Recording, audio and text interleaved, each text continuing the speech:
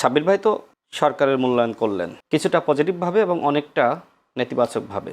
তাকে ধন্যবাদ জানাই যে তিনি সমালোচনা করেন এবং সেটি যৌক্তিকভাবে, আবার মাঝে মধ্যে এমন বয়ান উৎপাদন করেন যেটা আমার কাছে মনে হয় যে মিথ্যা বয়ান উৎপাদনের মতন। মানে একটা তথ্য নিজের মতন করে আবিষ্কার করেন যে তথ্যের আসলে বাস্তবতা অনেক সময় আমি দেখেছি নাই। তো যাই হোক, আমি যদি মূল্যায়ন করি 3 মাসে অপোজিশন হিসেবে জামাত ইসলাম কী ধরনের ভূমিকা রেখেছে, সেক্ষেত্রে আমি জামাত ইসলামকে বিরোধী দল হিসেবে 100-র মধ্যে 10 দিব। কেন? কেন আমি যদি এক কথায় উত্তর দিই, তাদের একজন এমপি, নিশ্চয়ই আপনি জানেন, তিনি প্রশ্ন করেছেন প্রধানমন্ত্রীর পাশে কেন স্বরাষ্ট্রমন্ত্রী বসে। এক কথায় উত্তর আপনি বুঝে নেন, তাদের অধিকাংশ এমপি হলো এইরকম। মানে কি তাদেরকে অদক্ষ বলছেন না অযোগ্য বলছেন? অদক্ষ নাকি অযোগ্য এই উত্তরের মধ্যেই তো আছে, সেটা আপনিই বুঝে নেন সাংবাদিক হিসেবে। দেখেন, আমাদের মাননীয় প্রধানমন্ত্রী তিনি চেষ্টা করছেন এই দেশ পুনর্গঠনের। বাংলাদেশকে পুনর্গঠন করার জন্য সর্বপ্রথম চেষ্টা করেছেন শহীদ প্রেসিডেন্ট জিয়াউর রহমান, কিন্তু অল্প সময়ের মধ্যেই ষড়যন্ত্রকারীরা তাকে নির্মমভাবে গুলি করে হত্যা করে। পরবর্তীতে এই বাংলাদেশের যতটুকু পরিবর্তন হয়েছে সেটা দেশনেত্রী বেগম খালেদা জিয়ার হাত ধরে। এখন 16 বছর ধরে যে দেশটা প্রায় ধ্বংসের দ্বারপ্রান্তে গিয়েছিল, সেই দেশটাকে অন্তর্বর্তীকালীন সরকার পুনর্গঠন করতে ব্যর্থ হয়েছে। বাকি দায়িত্ব কার? আবারও বিএনপির কাঁধে এই দায়িত্ব এসেছে। যেমনিভাবে দেশের জনগণ সিপাহী বিপ্লবের মাধ্যমে সরকারের সমস্ত কাজগুলো কি আসলে কোনো কাজ? আমি অন্তর্বর্তীকালীন সরকারকে নিয়ে বলবো, তার আগে আমার বক্তব্য পুরোটা শেষ করি। যেমনিভাবে এদেশের জনগণ সিপাহী বিপ্লবের মাধ্যমে শহীদ প্রেসিডেন্ট জিয়াউর রহমানের হাতে দায়িত্ব দিয়েছিলেন, ঠিক গণঅভ্যুত্থানের পরে যে সময় অন্তর্বর্তীকালীন সরকার ব্যর্থ হলো, এদেশের জনগণ নির্বাচনের মাধ্যমে জনাব তারেক রহমানের হাতে সেই দায়িত্ব দিয়েছেন।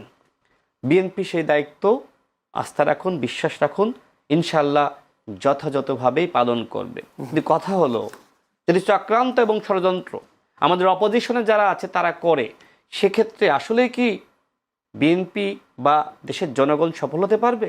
এখন বিএনপির সফলতা ব্যর্থতা সেটা পরের বিষয়, কিন্তু এদেশের জনগণ যদি ব্যর্থ হয় দেশ পুনর্গঠনে, তাহলে তার দায় সব থেকে বেশি জামাত ইসলামকে নিতে হবে।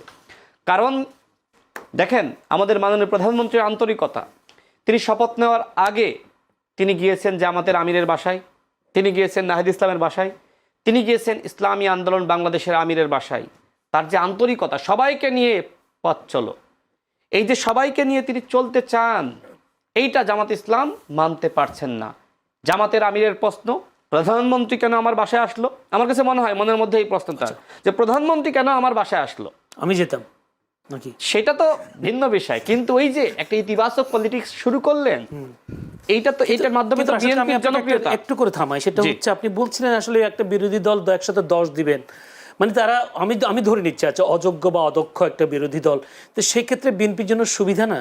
যেমন 91-96 নির্বাচনে যে আমি বলি শেখ হাসিনা বলেছেন তাদেরকে আমরা দুদিনও শান্তিতে থাকতে দিব না, হরতাল অবরোধ করবে, সেক্ষেত্রে এই বিরোধী দল আপনাদের জন্য ভালো হয়েছে না? দেখেন, শেখ হাসিনা যে কথা বলেছিল, বিএনপিকে একদিনের জন্য শান্তিতে থাকতে দিব না, একই কথা জামাত ইসলাম বলছে, আমরা চাইলে 16 দিনের মধ্যে বিএনপি সরকারের পতন ঘটাইতে পারি। পার্থক্য কোথায়?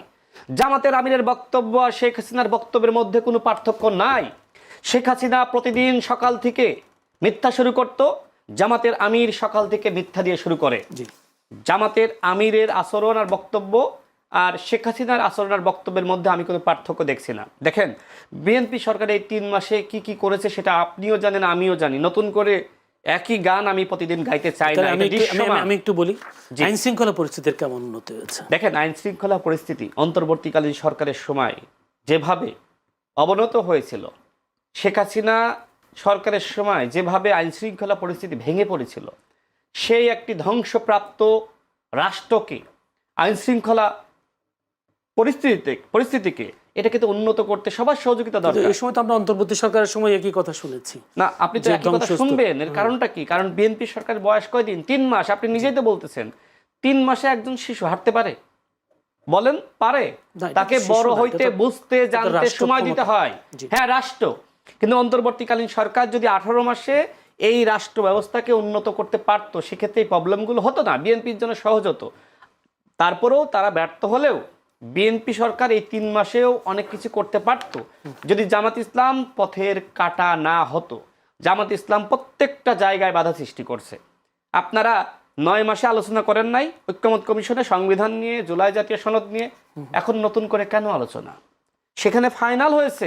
এটা তো উনি বলছেন যে জুলাই সনদ বাস্তবায়ন গণভোটের রায় বাস্তবায়ন না করার কারণে তার রাজপথে। নেভার, শোনেন আমার কথা শোনেন, সেখানে ফাইনাল হয়েছিল যতটুকু আমরা ঐক্যমতে এসেছি সবাই মিলে, যেই ক্ষমতায় যাক না কেন এতটুকু আমরা বাস্তবায়ন করব, আর অতিরিক্ত যার চাপা আছে সেটা সেই দল ক্ষমতায় গেলে বাস্তবায়ন করবে। তার মানে কি, বিএনপি বলেছিল যে আমরা যতটুকুতে সম্মত হয়েছি সবাই মিলে আমরা এতটুকু ঐক্যমতের ভিত্তিতে বাস্তবায়ন করব।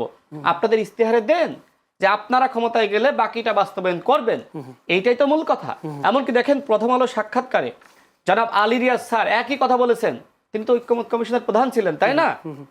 কিন্তু প্রধান ছিলেন, তিনি বললেন তারপরেও জামাত ইসলাম মিথ্যাচার বারবার করেই যাচ্ছে। আরে ভাই, মিথ্যাচার কেন?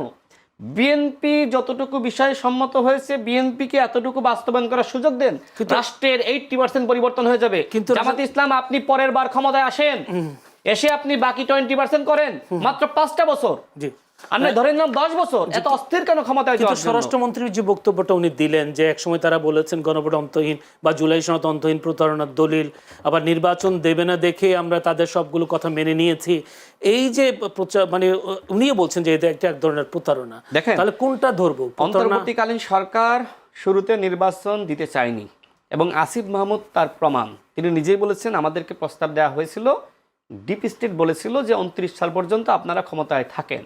একটা প্রতারণা এবং একই সাথে চক্রান্ত ছিল। এখন বিএনপিকে তো এই চক্রান্ত ভেদ করতে হবে। সেক্ষেত্রে বিএনপি ওই সময় যা বলেছে এখনো একই কথা বলছে। বিএনপি দেখেন যে সময় গণভোটের, মানে একই কথা বারবার বলতে হয়, তো আমি বিরক্ত হচ্ছি। জামাতের মিথ্যাচারের কারণে এই কথাগুলো বলতে হচ্ছে। বিএনপির মহাসচিব যে সময় গণভোট অধ্যাদেশ জারি করা হলো, তিনি কি বললেন? তিনি প্রতিবাদ জানিয়েছিলেন 4টা প্রশ্নের একটা উত্তর, এই প্রতারণা।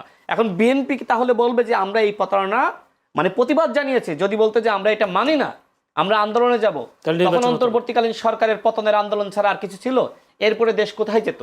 সুতরাং বিএনপি প্রতিবাদ জানিয়েছে এবং একই সাথে বলেছে আমরা ক্ষমতায় গেলে যতটুকু বিষয়ে সম্মত হয়েছি আমরা এতটুকু বাস্তবায়ন করব। জুলাই জাতীয় সনদ নিয়ে শেষ করি। জুলাই জাতীয়, আমি আপনার কাছে আসবো, এইটা শেষ করি, একই প্রসঙ্গ তো বারবার আসবো না। জুলাই জাতীয় সনদ নিয়ে বিএনপি বারবার বলছে স্বাক্ষরিত জুলাই জাতীয় সনদের পুরোটাই আমরা বাস্তবায়ন করব। প্রধানমন্ত্রী বারবার বলছেন, তারপরও জামাতের আমির তিনি বারবার মিথ্যাচার করছেন। What is this? এটা পলিটিক্স হতে পারে না। একটু যদি শিবির আহমেদের কাছে শুনতে চাই, ডক্টর শিবির আহমেদ তিনি বলছেন বিএনপি যে অগ্রগতির পথ, মানে তারা যে উন্নতির দিকে বাংলাদেশকে নিয়ে যেতে চায়, সেখানে সবচেয়ে বড় বাধা জামায়াত, এবং জামায়াত সবসময় মিথ্যাচার করে দেশকে একটা অরাজক পরিবেশ তৈরি করতে চায় দেশে। কি বলবেন? আপনি তো রাশেদ ভাইকে প্রশ্ন করেছিলেন সরকারের মূল্যায়ন করার জন্য, তো আমি ভাবছিলাম আমি মূল্যায়ন করেছি, প্রতিদিনই করি। আমি ভাবছিলাম রাশেদ ভাই সরকারকে হয়তো একটা গ্রেডিং করবে যে আমি এত % মূল্যায়ন করি, যে সফল অথবা ব্যর্থ। কিন্তু রাশেদ ভাই শুরু করলেন বিরোধী দলকে গ্রেডিং করে। তো আমি তো একটু ভাবলাম যে আজকে কি রাশেদ ভাই বিরোধী দলকে অদক্ষ অযোগ্য তিনি বলতেছেন? রাশেদ ভাই মানে রাশেদ ভাইয়ের কাছে প্রশ্ন ছিল সরকারকে মূল্যায়নের, রাশেদ ভাই মূল্যায়ন করছেন বিরোধী দলের। বিরোধী দলকে গ্রেডিং করতেছেন। যাই হোক, রাশেদ ভাইয়ের হয়তো বিরোধী দল নিয়ে আজকে অনেক প্রস্তুতি ছিল, প্রশ্নটা উল্টো হয়ে গেছে। এখন দেখেন রাশেদ ভাই অনেকগুলো কথা বললেন, এইটা অনেকটা যে ধরেন সরকার কেন পারতেছে না বা সরকার কেন কোনো কিছু করতে পারতেছে না, এটাতে সরকারের অদক্ষতা বা ব্যর্থতা এটা স্বীকার করে নেওয়ার মধ্যে, যদি কোনো কিছু না পারে আবার যেটা ভালো পারবে সেটা ভালো বলতে হবে, যেটা পারবে না সেটাতে সমালোচনা করবার জায়গাও থাকে বা স্বীকার করে নেওয়ার জায়গা থাকে যে আমাদের সময় কম হয়েছে বা পারছি না, সেটার জন্য বিরোধী দলকে দোষ দেওয়া যে অমুকের জন্য পাচ্ছি না, এইটা মানে বলিষ্ঠ সাহসী রাজনীতিবিদের কথা না আর কি, যে অমুকের কারণে আমি পারতেছি না। শেখ হাসিনাও এটা বলতো যে যত ডেভেলপমেন্ট করতে চাইতেছি শুধু বিএনপি জামাত পেছন থেকে টেনে ধরে রাখে, এরা অন্ধকারের শক্তি। শেখ হাসিনার মতো জামাত সে একই কাজ করে। এটা একটু এক্সট্রিম মূল্যায়ন। আমি আশা করবো যে রাশেদ ভাই এটা নিয়ে চিন্তা করবেন, কারণ অনেক সময় মুখ দিয়ে বের হয়ে যায় অনেক কথা। রাশেদ ভাই হয়তো বলতে চান এক কথা, মনে মনে মুখ দিয়ে বের হয়ে যায় আরেকটা, যে জামাতের আমির আর শেখ হাসিনা একরকম। এটা রাশেদ ভাই বাসায় গিয়ে চিন্তা করলে বুঝবে যে জিনিসটা একটু হাস্যকর হয়ে গেল। যাক, আমি ওটা নিয়ে বলতে চাই না, রাশেদ ভাই বলছেন এটা।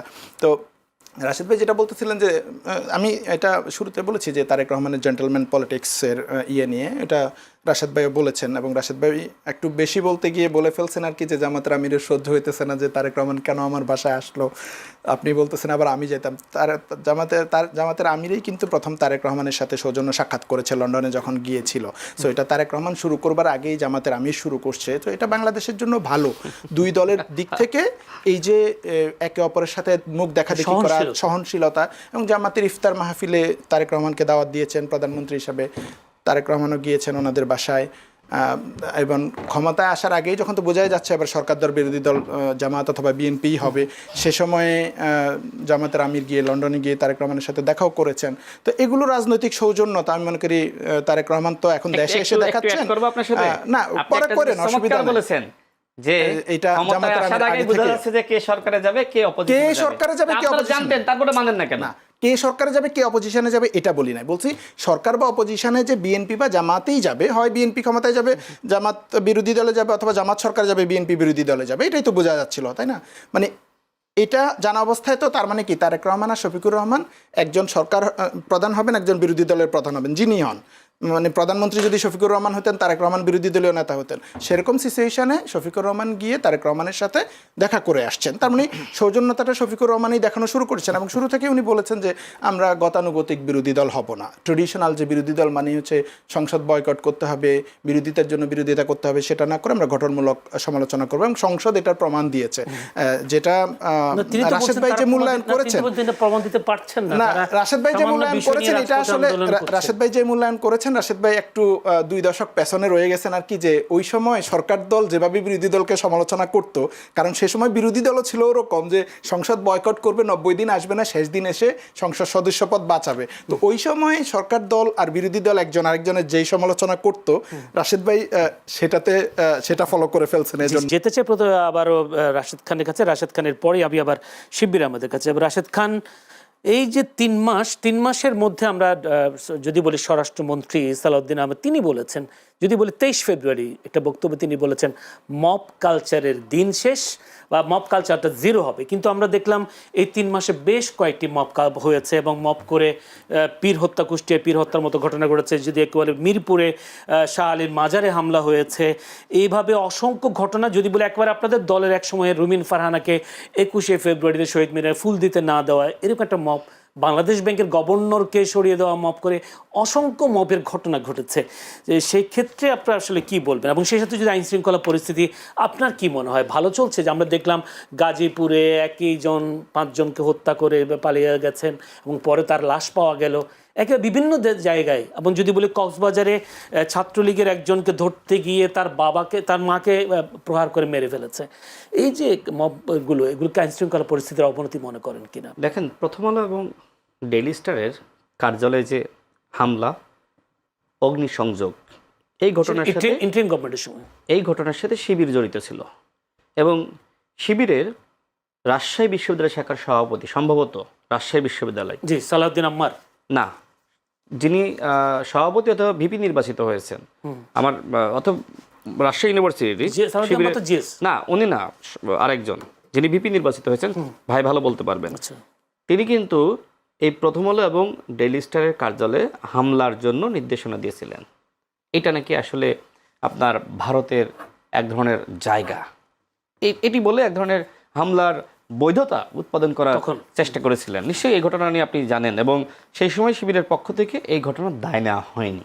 তার মানে কি, একটা ঘটনা দিয়েই বাকিগুলো বোঝা যায় যে অন্তর্বর্তীকালীন সরকারের সময় এই মব কালচার জামাত এবং শিবির তৈরি করেছিল। ঢাকা বিশ্ববিদ্যালয়ে যতগুলো মব হয়েছে, এই যে গণ অভ্যুত্থানের একজন নেত্রী ইমি, সেও কিন্তু গণ অভ্যুত্থানে আমাদের সাথে ছিল। 2018 সালের কোটা আন্দোলনের সময় তাকে কিন্তু অ্যারেস্ট করা হয়েছিল, যে সময় আমি পুলিশের রিমান্ডে নির্যাতনের শিকার হচ্ছি। দেখেন, তাকেও কিন্তু মাফ করে পুলিশের হেফাজতে তুলে দেওয়া হয়েছে। এরকম অসংখ্য ঘটনা ঘটেছে এবং এগুলোর সাথে সরাসরি শিবির সম্পৃক্ত। তার মানে কি, আমার কাছে যেটি মনে হচ্ছে এখনো এই মবগুলো শিবিরই করছে সরকারকে আনস্টেবল করার জন্য, যাতে করে সরকার ব্যর্থ হয়। ওই যে হুমকি দিচ্ছে না, যে আমরা চাইলে 16 দিনে তার পতন ঘটাইতে পারি, মানে বিএনপির পতন ঘটাইতে পারি। পতন ঘটানোর জন্য এই ধরনের পরিকল্পিতভাবে বিভিন্ন ঘটনা সৃষ্টি করা হচ্ছে বলে আমার কাছে মনে হয়। কোনো তথ্য আপনাদের কাছে আছে কি? আমি তো কয়েকটা উদাহরণ দিলামই আপনাকে। না, এটা তো ইন্টারিম গভর্নমেন্টের কথা দিয়েছেন। না, এই গভর্নমেন্টের সময় তো হয়েছে। যারা শিবিরের নেতারা, তারা তো ইমিকে ধরে নিয়ে থানায় দিল, এটা মাপ না? এই গভর্নমেন্টের সময় হয়েছে। তার মানে শিবির তার এই কার্যক্রম তারা চলমান রেখেছে, কখনো সাধারণ শিক্ষার্থী বেশে, কখনো গুপ্ত বেশে, কখনো প্রকাশ্যে, কখনো পেশার গ্রুপ হিসেবে। শিবিরের যেহেতু 4টা শাখা, যে কোনো একটা শাখাকে তারা কাজে লাগায় 4টার মধ্যে যখন যেটার প্রয়োজন হয়। মানে শিবিরের রাজনীতি দেখে আমি অবাক হয়ে যাই। তো যাই হোক, আইন শৃঙ্খলা 4টা শাখা, আইন শৃঙ্খলা পরিস্থিতি উন্নত করার জন্য বিএনপি সরকার কাজ করছে। আমাদের মাননীয় প্রধানমন্ত্রী কয়েকদিন আগে তার একটি বক্তব্যে স্পষ্ট করেছেন, দেশ পুনর্গঠন শুধুমাত্র সরকারি দলের দায়িত্ব না, অপোজিশনকেও এক্ষেত্রে ভূমিকা রাখতে হবে। তার মানে কি, তিনি চাচ্ছেন আমাদের অপোজিশন তারা ভালোভাবে কাজ করুক। 16 বছর দেশকে দখল করে রেখেছিল আওয়ামী লীগ। এখন যদি জামাত ইসলাম একইভাবে বিএনপিকে ব্যর্থ করে দখলের চেষ্টা করে, এই দেশের কোনো পরিবর্তন হবে? নির্বাচনের মধ্য দিয়ে ক্ষমতা আসেন, আগামী নির্বাচন পর্যন্ত জামাতকে অপেক্ষা করতে হবে। এর বাইরে অন্য কোনোভাবে ক্ষমতায় আসার সুযোগ নাই। দেখেন, আরেকটু স্পষ্ট করি, ছোট্ট করেই বলবো না, আমাকে ভাইকে পরে সময় দেন বেশি করে। দেখেন, জামাতের সাথে আপনার, আমি 5 মিনিট সময় দেন, আমি পুরোটা বলে দিই। 5 মিনিট বেশি হয়ে যাবে, আচ্ছা, দেখেন, জামাতের সাথে জোটে গিয়ে এনসিপি তার রাজনৈতিক সতীত্ব হারিয়েছে। কেন বলছি? কারণ এনসিপি বলেছিল যাদের 71-এর দায় আছে আমরা তাদের সাথে অন্তত জোটে যাব না। তো এই যে 71-এর দায় যাদের আছে তাদের সাথে আপনি গিয়ে আপনি আপনার রাজনৈতিক সতীত্ব পুরোপুরি হারিয়েছেন। এছাড়া দেখেন যে এনসিপি বলেছিল জামাত ইসলাম এদেশের স্বাধীনতা, সার্বভৌমত্ব, মানচিত্রের জন্য হুমকি। সেই জামাতের সাথে আপনারা গিয়েছেন। তার মানে কি, এনসিপি বর্তমানে স্বাধীনতার বিপক্ষে অবস্থান নিয়েছে, মুক্তিযুদ্ধের বিপক্ষে অবস্থান নিয়েছে। আপনারা বলেছিলেন এই কথাগুলো, আমরা বলি নাই। দেখেন, আমাদের যারা অপোজিশনে আছে আমরা চাই তারা ভালো করুক, কিন্তু তারা ভালো করার নামে আজকে ইসলামকে যেভাবে দুর্বল করছে। আমরা আগে ছোটবেলায় শুনেছি জামাত ইসলাম ভোটের সময় বলতো যে আল্লাহর আইন ও সৎলোকের শাসন চাই। এই নির্বাচনেতে এই স্লোগান আমরা শুনলাম না। তাহলে জামাত যে ইসলামকে, কারণটাই তো এটা যে আপনি বিদেশিদের সাথে সাক্ষাৎ করছেন, সাক্ষাতের পরে আপনি বলছেন যে আমি শরিয়া আইন চাই না। কারণটাই তো ওইটা, এই যে বিদেশিদের কাছে আপনি কমিটেড যে আপনি ক্ষমতায় গেলে শরিয়া আইন বাস্তবায়ন করবেন না। এক্ষেত্রে আমার কাছে মনে হয় জামাত এতটাই একটি লোভী দল, ক্ষমতায় যাওয়ার জন্য তারা ইসরায়েলের সাথে হাত মেলাতে প্রস্তুত রয়েছে। দেখেন, অন্য জায়গায় শেষ করে 1 মিনিটে, অন্য জায়গায় তাদের কিছু নেতৃবৃন্দ মানুষকে বিভ্রান্ত করছে ইসলাম নিয়ে, যে আমরা একটি ইসলামিক দল। যদিও হাসনাত আব্দুল্লাহ নিজেই কিন্তু প্রশ্ন করেছিল জামাত ইসলাম কি আসলে ইসলামিক দল। আমারও একই প্রশ্ন, কারণ তারা সংসদে বলছে আবার যে আল্লাহর আইন, কোরআনের আইন এই সংসদে বাস্তবায়ন করতে হবে। আবার বিদেশিদের সাথে সাক্ষাৎ করে তারা বলছে আমরা কোথায় বলেছি শরিয়া আইন চাই। আমি আসলে কনফিউশনে পড়ে যাচ্ছি যে জামাত ইসলাম আসলে বাংলাদেশে কি রাজনীতি করতে চায়, ইসলামিক রাজনীতি নাকি মধ্যপন্থী রাজনীতি? আজকে নামের সাথে ইসলাম রেখেছে, কিন্তু এই ইসলামের নাম ভাঙিয়ে আজকে তারা মানুষকে বিভ্রান্ত করছে, ইসলামের নাম ভাঙিয়ে চাঁদাবাজি করছে। যার একটা উদাহরণ হলো জামাতের একজন এমপি মাসুদ ভাই কি বলেছে, শফিকুর রহমান মাসুদ ভাই, তিনি বলেছেন যে বাইতুল মালের চাঁদা আগে নাকি তোমার বউয়ের চিকিৎসা আগে? তোমার বউয়ের চিকিৎসার জন্য 2 লাখ টাকা পর্যন্ত খরচ করছো, আর তুমি বাইতুল মালের 5,000 টাকা অনুদান দিতে পারছো না। কোথায় তোমার ঈমান? এরপর দেখলাম কোরআন সুন্নাহ থেকে, মানে কোরআন থেকে তিনি তেলাওয়াত করছেন। তিনি এইভাবে কিন্তু আজকে তার কর্মীদেরকে বিভ্রান্ত করছেন। বিএনপি কে আপনি বলেন চাঁদাবাজ, বাংলাদেশে এখন পর্যন্ত চাঁদাবাজের চ্যাম্পিয়ন হয়েছে জামাত ইসলাম এবং শিবির। কিন্তু আমার একটা প্রশ্ন, আপনি জরিপ করেন, আমি চ্যালেঞ্জ করে বলছি, চাঁদাবাজিতে এবং এই যে ইসলামকে ব্যবহার করে মানুষকে বিভ্রান্ত করা, আমি বলবো এক্ষেত্রে চ্যাম্পিয়ন হয়েছে জামাত এবং শিবির। আমি শুনবো তার আগে আমার একটা প্রশ্ন। আপনি এনসিপি মুক্তিযুদ্ধ বিরোধী জামায়াতের সাথে যুক্ত হওয়ার জন্য আপনার অভিযোগ আছে, কিন্তু 91, 96, 2001, 2006 পর্যন্ত বিএনপি জামায়াতের বা জামায়াত বিএনপির কোলে কেমন? আচ্ছা, এই প্রশ্নের উত্তর দিই, ছোট করে দিই। তার আগে বলি, শোনেন, আমি যে এই কথাগুলো বললাম না, এই কথাগুলো বলার পরে আমার একটু ফিনিশিং টানতে হবে। সেটা হলো, যেহেতু বিএনপিকে বলছে জামাতের আমির যে আগে ছিল জাতীয়তাবাদী দল, এখন হয়েছে চাঁদাবাজি দল, আমি জামাতের আমিরকে বলবো, এবং তিনি এই কথা বলেছেন যে পায়ের পাতা থেকে মাথা এরা সবাই চাঁদাবাজ। আপনি তাদেরকে অমানুষের দল বলেছেন। আপনি বলেন তো যে একটা দলের সবাই কি চাঁদাবাজ হইতে পারে? এই জন্য আমি বলেছিলাম যে জামাত ইসলাম অমানুষের দল। বিএনপি যদি চাঁদাবাজের দল হয়ে থাকে, জামাত ইসলাম অমানুষের দল। যারা ইসলাম নিয়ে ভণ্ডামি করছে, শুনেন, যারা ইসলাম নিয়ে ভণ্ডামি করছে, প্রতারণা করছে, যাদের কাছে বইয়ের চিকিৎসার থেকে বাইতুল মালের অনুদান আগে, তারা অমানুষের দল ছাড়া কিচ্ছু হতে পারে না। এই জন্য আমি শফিকুর রহমানকে বলবো, আপনি যে বিএনপিকে নিয়ে মিথ্যাচার করছেন, এই ভণ্ডামি ছাড়েন, টুপি খুলে প্রয়োজনে মিথ্যাচার করেন, কিন্তু এই যে সুন্নতি লেবাস পরে আপনি বিএনপিকে নিয়ে মিথ্যাচার করছেন, এই সুন্নতি লেবাসের সাথে মিথ্যাচার যায় না। আর যে প্রশ্ন করলেন, শোনেন, বিএনপি, আমি কিন্তু এই কথা কিন্তু বলেছি, আপনি নিশ্চয়ই শুনেছেন, এর আগেই বলেছি যে শহীদ প্রেসিডেন্ট জিয়াউর রহমান জামাত ইসলামকে রাজনীতির সুযোগ দিয়ে তাদেরকে কিন্তু এক ধরনের জায়গা করে দিয়েছিলেন যে তারা রাজনীতি করুক, হয়তো ভালো হয়ে গেছে। পরবর্তীতে দেশনেত্রী বেগম খালেদা জিয়া তাদেরকে সাথে রেখে মানুষ করার চেষ্টা করেছে, কিন্তু এই যে ইসলামকে নিয়ে যারা বিভ্রান্ত করছে, এরা তো অমানুষ। সুতরাং এই অমানুষ জামাত ইসলাম কখনোই মানুষ হয়নি। আমরা জানি না যে ভবিষ্যতে তারা কি হবে কিনা। যদি এবার অনেকগুলো প্রশ্ন, অনেকগুলো অভিযোগ, যদি ডক্টর শিবির আহমেদ, আমি যদি একটা একটা করে সবগুলো বলি, আপনি উত্তর দিতে সহজ হবে। সেটা হচ্ছে মব কালচার করে জামায়াত শিবির, এবং জামায়াত শিবিরের 4টি শাখা আছে, যারা গুপ্ত শাখা, কি কি শাখা জানি বলেছেন উনি। আচ্ছা, আমাদের ভাই কিন্তু জামাত বা শিবিরের কোনো নেতা না, একজন রাজনৈতিক বিশ্লেষক। আমি বিশ্লেষক, আপনি যে প্রশ্নগুলো করছেন এটা না অভিযোগের কথা বলছি আমি। আবার মুক্তিযুদ্ধের বিপক্ষে, মানে বিপক্ষের শক্তিকে এনসিপি যুক্ত হয়েছে, ইসলামের নামে মুনাফিকি করছে বা অমানুষ। আমি বলেছি যে জামাতের সাথে এনসিপি রাজনৈতিক জোট করে তাদের রাজনৈতিক সতীর্থ হারিয়েছে। হ্যাঁ, জি। যে আমি জাস্ট একটা গল্প দিয়ে শুরু করি আর কি, যে আমার একটা ফ্রেন্ডের কথা আমি বলি। অনেক সময় যে পরীক্ষার হলে গিয়ে সে পরীক্ষা থেকে বের হয়ে বলছে যে আমার 10 নম্বরের একটা প্রশ্ন টোটালি কমন আসে নাই, টোটালি কমন আসে নাই 10 নম্বরের একটা প্রশ্ন। তো আমি বললাম তাহলে তো আফসোস, 10 নম্বর আনসার করতে পারো নাই, মিস হয়ে গেছে। বলছে না, আনসার তো করে এসছি। কি আনসার করে এসছো? বলছে আমি যেভাবে প্রস্তুতি নিয়ে আসছি সেটাই লিখে দিয়ে আসছি। স্যার যে ভিন্ন কোশ্চেন করছে এটা স্যারের দোষ, আমার কোনো দোষ না। উনি আমাকে যে প্রশ্ন করেছেন আমি উত্তর দেইনি ভাই। রাশেদ ভাই, আপনি বলেন উত্তর দিন না, দিছি কিনা বলেন। রাশেদ ভাইয়ের শেষে দিয়েছি, কিন্তু রাশেদ ভাইয়ের প্রতি কোশ্চেন ছিল এই সরকার আমলে মব হচ্ছে, সেটা নিয়ে রাশেদ ভাইয়ের মূল্যায়ন কি? রাশেদ ভাই বলছে যে আমি বলেছি জামাত শিবির বাংলাদেশে সরকারের সময় মব হয়েছে, সূত্রপাত করেছে, এখনো করছে। আপনি বলেছেন বিএনপি, এনসিপি এবং জামাত যে জোট করেছে, এটা নিয়ে বিএনপি জামাতেরও তো জোট ছিল। রাশেদ ভাই জামাত কেন কেন খারাপ সেগুলি নিয়ে কথা বলছেন। এর আগেও যে প্রশ্ন করেছিলেন রাশেদ ভাই, প্রশ্ন ছিল সরকারের মূল্যায়ন, রাশেদ ভাই করেছেন বিরোধী দলের মূল্যায়ন, গ্রেডিং। এনিওয়ে, তো সেটা করতে পারেন তিনি। রাশেদ ভাই তখন কথা বলতেছিলেন যে জনগণ যদি ব্যর্থ হয়ে যায়, বিএনপি সফল হোক বা ব্যর্থ হোক, জনগণ যদি ব্যর্থ হয়ে যায় তাহলে দেশের অবস্থা খারাপ হয়ে যাবে। এটা ট্রু কথা, কিন্তু জনগণ ব্যর্থ হবে কিভাবে? জনগণ ব্যর্থ হবে সরকার যদি জনগণকে ব্যর্থ করে দেয়। কারণ সরকার তো আস্থা রেখেছে সরকারের উপরে, 2/3 মেজরিটি দিয়ে একটা দলকে পাঠিয়েছে, গণভোটে 70% ভোট দিয়ে পাঠিয়েছে, তাদের প্রতি আস্থা রেখেছে যে আপনারা রাষ্ট্রটাকে পরিচালনা করবেন আমাদের অভিপ্রায় অনুযায়ী। এখন যদি সরকার সেভাবে না চালায় তাহলে সরকার ব্যর্থ হইলেই কেবল জনগণ ব্যর্থ হবে, আদারওয়াইজ জনগণের ব্যর্থ হওয়ার দায় নাই। কারণ জনগণ ব্যর্থ হবে কিভাবে? জনগণ তো আর রাষ্ট্র পরিচালনা করছে না, পরিচালনা করছে সরকার। সো জনগণ যদি ব্যর্থ হয়, এই কথাটি দিয়ে রাশেদ ভাই যেটা বলছেন এটা আসলে বিএনপির সফলতা ব্যর্থতা ম্যাটার করে না, এটা বুঝাতে চাইছেন। কিন্তু না, বিএনপির সফলতা ব্যর্থতা, মানে বিএনপি বলতে আমি বলছি সরকারের সফলতা ব্যর্থতা ম্যাটার করে, এটার উপরেই রাষ্ট্রের ভবিষ্যৎ বা জনগণের ভবিষ্যৎ। রাশেদ ভাই বলতেছিলেন যে মাত্র সরকার 3 মাস হয়েছে, এখনো তো সরকার শিশু। সরকার আসলে শিশু থাকে না, আমরা শিশুর কাছে উদাহরণ না, যেমন আমরা যখন শিশু নিয়ে কথা বলি, যখন একটা বাচ্চা যদি জন্ম, আমরা কিন্তু দীর্ঘদিন তার কাছে কোনো এক্সপেকটেশন রাখি না, কারণ সে গ্রো করবে, বড় হবে, আমরা তাকে পেলে পুষে বড় করবো, তারপর একটা সময় গিয়ে বলি যে আবার তুমি পে ব্যাক করো, আমাদেরকে দাও।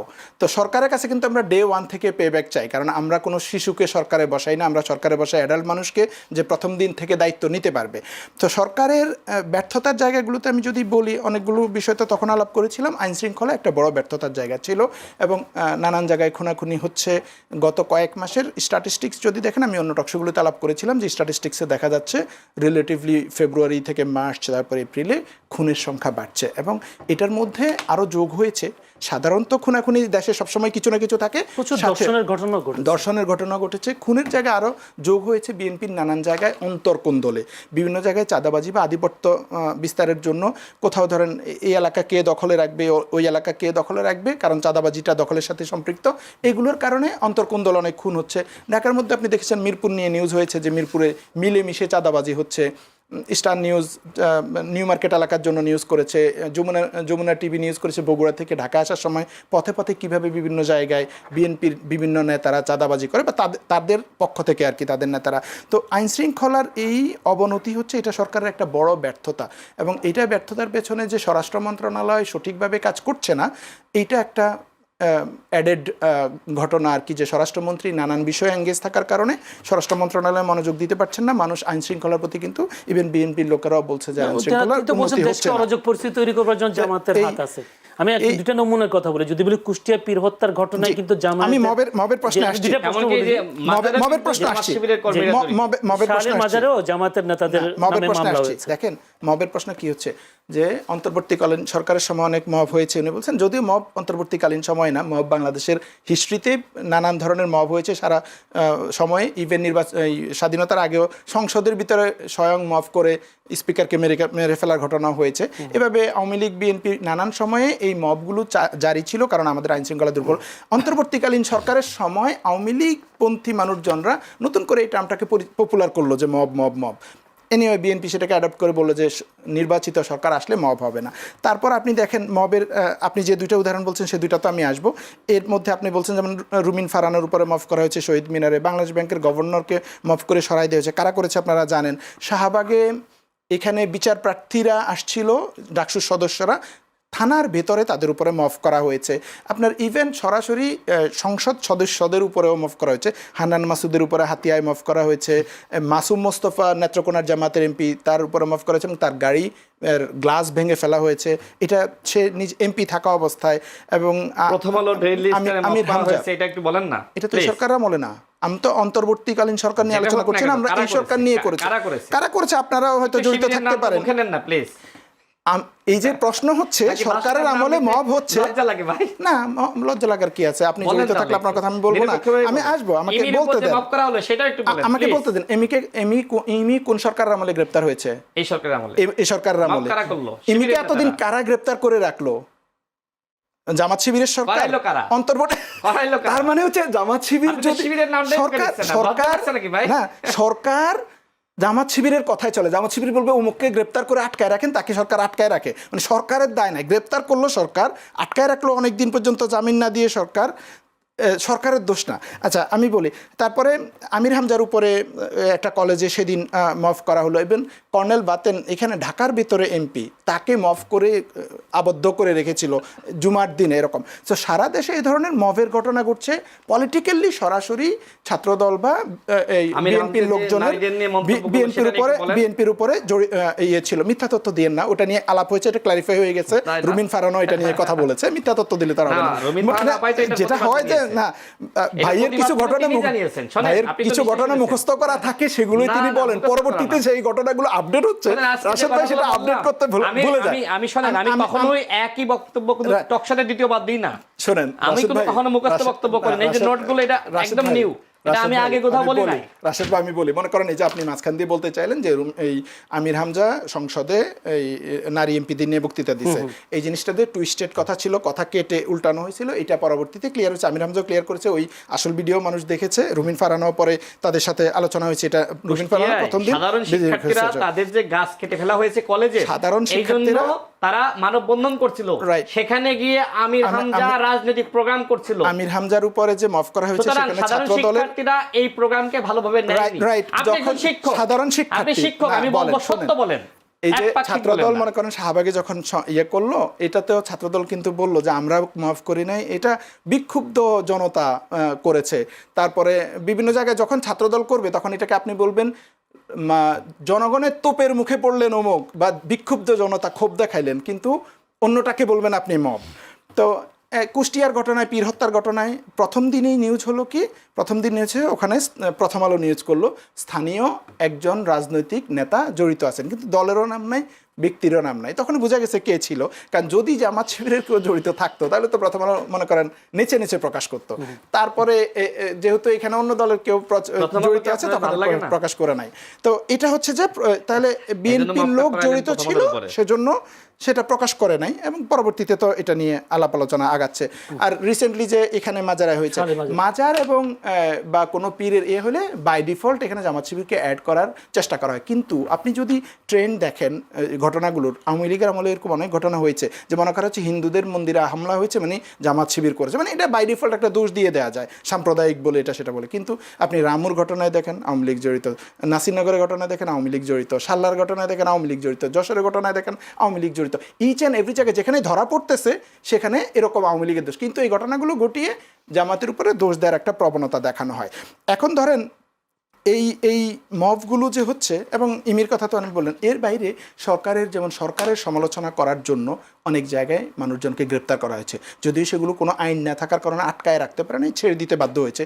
অন্তত 5-7 জনের কথা আমি জানি, সারা দেশে 5-7 জায়গায় এই ঘটনা হয়েছে, তারেক রহমানের সমালোচনা করা বা সরকারের সমালোচনা করায় গ্রেপ্তার করা হয়েছিল একজন নারীকে সহ, পরবর্তীতে ছেড়ে দিতে বাধ্য হয় কারণ এরকম কোনো আইন নাই। তার মানে হচ্ছে ফেসিবাদী আমলের কিছু লক্ষণ কিন্তু এরকম যে সরকারের সমালোচনা করলে এই ধরনের গ্রেপ্তার করা হয়। এবং ইমির কথা উনি বললেন, ইমিকে যে এতদিন পর্যন্ত আটকে রাখলো, তো এই সরকারের আমলে এই ঘটনা ঘটলো, তাহলে তো আটকানোরই কথা না, তাকে পুলিশি হেফাজত থেকেই তো ইয়ে করে দেওয়ার কথা, কিন্তু আটকায় রাখা হলো। যেটা এনসিপি যে সতীর্থ হারিয়েছে, এনসিপি আর জামাতের সেম কথা আপনি যেটা বলছিলেন, এনসিপি এবং জামাতের জোট হয়েছে, এনসিপির কেউ থাকলে হয়তো ভালো বলতে পারবে, তারা আবার অনেক ভালো বলে। আপনি তো এনসিপি, জামাতের এনসিপি ভাই ভাই, আপনি বলেন না। বিএনপি আর জামাতের জোট হয়েছে, দীর্ঘ সময় বিএনপি এবং জামাতের জোট ছিল, এটাতে কোনো সমস্যা না। এনসিপি আর জামাতের জোট হলে সমস্যা, এটা দিয়ে কি বুঝাতে চান এই জিনিসটা আসলে আমার কাছে পরিষ্কার না, কেন এটা সমস্যা হবে। ইভেন আমি একটু শেষ করে নিই, তো বিএনপির যাত্রাই তো হয়েছে জামাতের হাত দিয়ে। মনে করেন শহীদ প্রেসিডেন্ট জিয়াউর রহমানকে মুক্তই তো করলো জামাত শিবিরের লোকজনরা, ইসলামপন্থী লোকজনরা। নারে তাকবীর আল্লাহু আকবার স্লোগান দিয়ে জিয়াউর রহমানকে মুক্ত করা হয়েছিল। সিপাহী জনতার বিপ্লব, উনি শুধু সিপাহী বিপ্লব বলছে, এটা সিপাহী বিপ্লব না, সিপাহী জনতা, সিপাহী বিপ্লব কিন্তু আরেকটা। একটু উত্তর যদি দেন, ধারণ করে এখন ধারণ করা না করার সাথে কি সম্পর্ক? আমি ওটা শেষ করি। জামাত শিবির তো নারে তাকবীর স্লোগান দেয়, চায় না, সুতরাং এইটা তো একটা শরিয়া ভিত্তিক স্লোগান। জামাত শিবির কি চায় সেইটা, জামাত শিবির কি চায় এটা আরেকটা আলোচনার বিষয়। আমি যেটা বলতেছি সেটা হচ্ছে, আপনি যেটা বলছিলেন সিপাহী বিপ্লব, এটা সিপাহী বিপ্লব না, সিপাহী বিপ্লব অনেক আগে হয়েছিল ব্রিটিশদের বিরুদ্ধে, এটা হচ্ছে সিপাহী জনতার বিপ্লব, যেটা জিয়াউর রহমান। আপনি তো বললেন জামাত ইসলাম করেছে, আমাকে বলতে দেন। আমি বলছি সিপাহী বিপ্লব হচ্ছে যেটা ব্রিটিশদের বিরুদ্ধে করেছিল সিপাহীরা, সেটা আরেকটা ঘটনা। আর সিপাহী জনতার বিপ্লব হচ্ছে যেটা 7 নভেম্বর হলো, জিয়াউর রহমানকে মুক্ত করা হলো। সেই সিপাহী জনতার বিপ্লবে জনতা নারে তাকবীর আল্লাহু আকবার স্লোগান দিয়ে জিয়াকে মুক্ত করেছিল। তো সেই বিপ্লবে তো জাসদের লোকেরা তো নারে তাকবীর স্লোগান দেয়, জাসদ তো নারে তাকবীর স্লোগান দেয় না, তারা কারা নারে তাকবীর স্লোগান দিছে? ওটা তো জামাত এবং ইসলামপন্থী মুসলিম লীগের মানুষজন। ধন্যবাদ। আমি যদি রাশেদ খানের কাছে, আমার কাছে খুবই কম সময়, ঢাকা ভার্সিটিতে গিয়েছিলেন প্রধানমন্ত্রী তারেক রহমান, সেখানে তিনি বলেছেন গবেষণা উদ্ভাবনীতে মনোযোগ দিতে শিক্ষার্থীদের প্রতি তিনি নির্দেশ দিয়েছেন বা আহ্বান জানিয়েছেন। কিন্তু আমরা দেখলাম প্রধানমন্ত্রী বিএনপি ক্ষমতায় আসার পর 11টি পাবলিক বিশ্ববিদ্যালয়ে ভিসি দেওয়া হয়েছে, যেগুলো সব বিএনপির নেতা, এবং কীভাবে সিটি কর্পোরেশনের প্রশাসক নিয়োগও বিএনপি নেতা। তাহলে বিশ্ববিদ্যালয়ে যদি দলীয় সমর্থক বা দলীয় নেতাদেরকে বিসি করা হয়, তাহলে উদ্ভাবনী গবেষণা এগুলোতে কোনো ধরনের বাধা পড়ে কিনা? এখন সরকার কোন দল, মানে কোন দল? অবশ্যই বিএনপি। তাহলে বিএনপি দায়িত্বে আসার পরে দেশ চালাইতে হবে না? দেশ চালাইতে জামাত এবং এনসিপির যাদেরকে অন্তর্বর্তীকালীন সরকারের সময় বিভিন্ন জায়গায় সেট আপ দেওয়া হয়েছিল, তাদেরকে না সরাইলে বিএনপি দেশ চালাইতে পারবে না। বিশ্ববিদ্যালয় সব জায়গায়। কারণ ওই যে জামাতের হুমকি, আমরা বিএনপিকে শান্তিতে থাকতে দিব না, শেখ হাসিনা সুরে কথা বলা, 16 দিনের মধ্যে চাইলে পতন ঘটাইতে পারি, প্রতিদিন গণঅভ্যুত্থানের হুমকি। আচ্ছা, রাশিদ এই কথাটা অনেকবার মেনশন করে, আমি জানি না এই কথাটা কে বলছিল এক্স্যাক্টলি, এই যে 16 দিনে পতন ঘটাই দিতে পারবে। এটা আপনাদের ওই যে একজন নেতা আছে না, ওই যে যিনি জেল থেকে মুক্তি পেলেন, আজহার, হ্যাঁ আজহার ভাই বলছিলেন। সার্চ দেন, এখনই সার্চ দেন গুগলে, বলছেন যে বিএনপিকে 16 দিনের মধ্যে আমরা চাইলে। অথচ ভাই আপনি নিজেও জানেন যে 16 বছরে মগবাজারের কার্যালয়ে তালা খোলার জন্য একজনও কিন্তু যায় নাই, আপনি নিজেও জানেন। 16 বছরে যা আন্দোলন হয়েছে তো জামাতেই করেছে, বিএনপি ছিল। তালা খোলার লোকটা কোথায় গেল বলেন তো? দেখলাম না কেন? জামাতের তালা বন্ধ এটা ছিল খুব না, তো। জামাত কন্টিনিউয়াসলি আন্দোলন সংগ্রামের মধ্যে ছিল, জীবন ঠিক দিয়ে আছে, গেছে, আমি মেনে নিলাম, আমি ফাঁসির তো কাস্টে অস্বীকার ছিল। যাচ্ছি না, আমি তো অস্বীকার যাচ্ছি না, আপনি এই আন্দোলন কথাটা ছিল। বলতে চান, কিন্তু কথা হলো আপনি এই তালাটা কথাটা কেন খুললেন না? আপনি এই কথাটা বলতে চান বালুর ট্রাকের কাউন্টার দিতে না, গিয়ে, না, কিন্তু না, বালুর না। ট্রাকের সাথে এটা মিলে না রাশেদ ভাই। বালুর ট্রাক তো আপনার- শেখ হাসিনা রেখেছে, আপনার- এটা তো বিএনপি রাখে না। আপনার বালুর ট্রাক তালা তো সব- আপনারাই মারছিলেন, আপনাদের তালা আপনারা কেন ভাঙলেন না? জামাতের তো ওই অফিসে যাওয়ার দরকার নাই, সরকার এখান থেকে আসলে হায় গ্রেফতার আল্লাহ। করতেছে, খুন নিজের করতেছে। অফিস আপনি নিজে খুলবেন না, রাজনীতি কেমনে করবেন? গুপ্তভাবে পরিচয় প্রকাশ না করে পালিয়ে থেকে কেন ভাই? বালুর ট্রাক যদি এমন হতো যে বিএনপি বালুর ট্রাক রেখেছে, বালুর ট্রাক তাহলে বিএনপি একটা রাখতে হবে কথা কেন? ছিল। বালুর ট্রাক সরানো মতো তো সেখানে- বিএনপিতে লোক সেখানে ছিল শেখ না। হাসিনা রেখেছে না, শেখ আপনার হাসিনা তালা খোলার রেখেছে। লোক নাই, আপনার তো তালা খোলার লোক নাই, নিজে তালা মারলেন। চাবি কি কই করছিলেন? চাবি কি শেখ হাসিনার কাছে রেখে আসছিলেন? গত 16 আমরা তো বছরে 28 অক্টোবর 2023 দেখেছি 16 যে বছরে কিভাবে শেখ হাসিনা বলেছে যে তোমরা এখান থেকে সরবা, বিএনপি কে পেটাবো, জামাত শিবির সরে গেছে। তাহলে ওই যে মগবাজারের তালা, ওই তালার চাবি আন্দোলন শেখ হাসিনার সংগ্রামে কাছে জামাত ইসলাম রেখে এসেছিল। আন্দোলন সংগ্রামে রাশেদ ভাই, আচ্ছা একটা আচ্ছা, আমি জিনিস, একটু শেষ মজার করি, জিনিস, শোনেন হ্যাঁ, ভাই, বলেন। বলেন শোনেন, আমাদের সময় খুবই আচ্ছা, শেষ, একবারে আমি শেষ করি। দেখেন, আমি যে কথাগুলো আগের বার বলছিলাম তার ধারাবাহিকতা একটু বলি, শোনেন। এই যে জামাতের আমির প্রতিনিয়ত মিথ্যাচার করছে, কোটা এবং চাঁদাবাজির বিষয়টা, এই চাঁদাবাজির বিষয়টা। জামাতকে কিন্তু নাসিরউদ্দিন পাটোয়ারি বলেছিল ভণ্ডামি ছাড়েন, কি চান সেইটা প্রকাশ্যে বলেন। আমরাও বলতে চাই জামাতের আমিরকে, আপনি মিথ্যাচার করেন, ভণ্ডামি করেন, কিন্তু ইসলামকে ব্যবহার করেন না, টুপি খুলে ভণ্ডামি করেন। জামাতের আমিরকে আমি এই কথা বলতে চাই। দেখেন, এখনকার মানুষ কিন্তু অত্যন্ত সচেতন, জামাতের কাছ থেকে আর ইসলাম কায়েম হোক এইটা প্রত্যাশা করে না।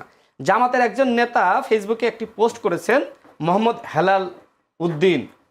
আমি সেই ফেসবুকের পোস্ট দেখলাম, তিনি বলছেন জামাত ক্ষমতার আশায় নয়, ইসলামকে প্রতিষ্ঠিত করতেই রাজনীতি করে। তার মানে তারা ইসলামকে নিয়ে রাজনীতি করছে। এইবার দেখেন, সেখানে প্রায় 50,000 কমেন্ট, এর মধ্যে 14,600 কমেন্ট বিরুদ্ধে, এবং সেখানে প্রায় আপনার 40,000 কমেন্টে হাহা এসেছে। হাহারি। এর কারণটা কি আপনি নিশ্চয় দেখেছেন?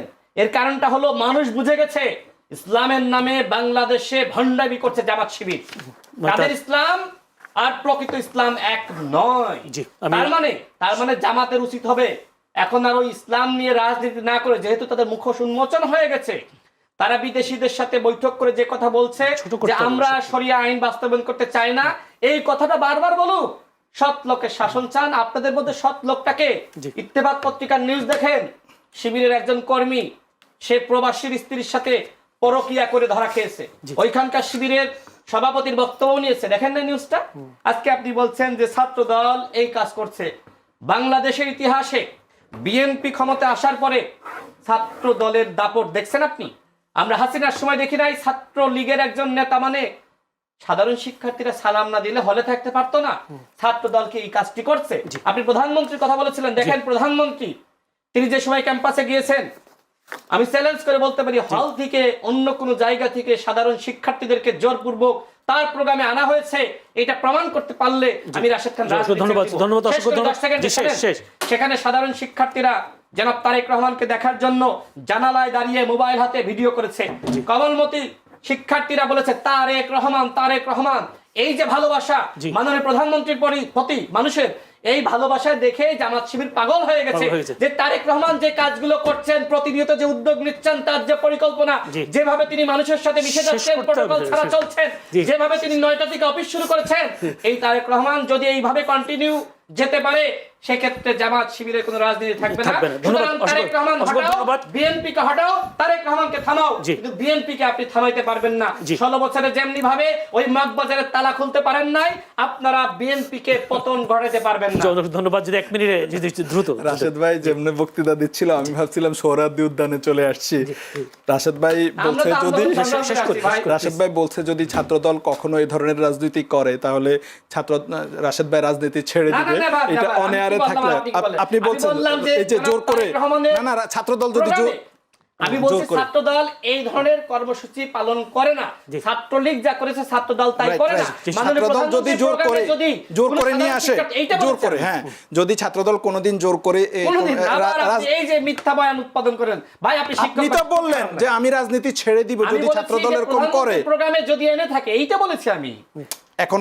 এখন তো আনার কথা কেউ প্রশ্ন বলে নাই। আপনি যাই হোক, আপনার কথা, আপনি রাজনীতি ছেড়ে দেওয়ার চ্যালেঞ্জ দিয়েছিলেন, আমি ভাবলাম এটা রেকর্ডে থাকুক। হ্যাঁ, এটা থাকুক। রাশেদ ভাই আপনি প্রমাণ করেন, রাশেদ ভাই অনেক এক্সাইটেড। রাশেদ ভাই বলছেন যে শিবিরের 4 রকমের শাখা আছে, জিনিসটা ইন্টারেস্টিং লাগলো আমার কাছে। তো রাশেদ ভাই যখন 18 সালে কোটা আন্দোলন শুরু করে, তখন রাশেদ ভাইকে শিবিরের বলে অনেক অভিযোগ করা হয়েছিল। 71 টিভিতে নানান সময় তর্ক বিতর্ক করা হয়েছে। রাশেদ ভাই নিজেকে প্রুফ করেছিলেন যে রাশেদ ভাই বলেছেন, রাশেদ ভাই তখন 71 টিভির একটা অভিযোগ ছিল যে রাশেদ ভাইয়ের ফেসবুকে কোনোদিন ছাত্রী সংস্থা বা এরকম জামাতের পন্থী একটা সংগঠনের পোস্ট শেয়ার করেছিল। তো শিবিরের এরকম 4-5টা শাখা থাকলে আমি জানি না রাশেদ ভাইও কোনো এক শাখায় পড়েন কিনা। রাশেদ ভাই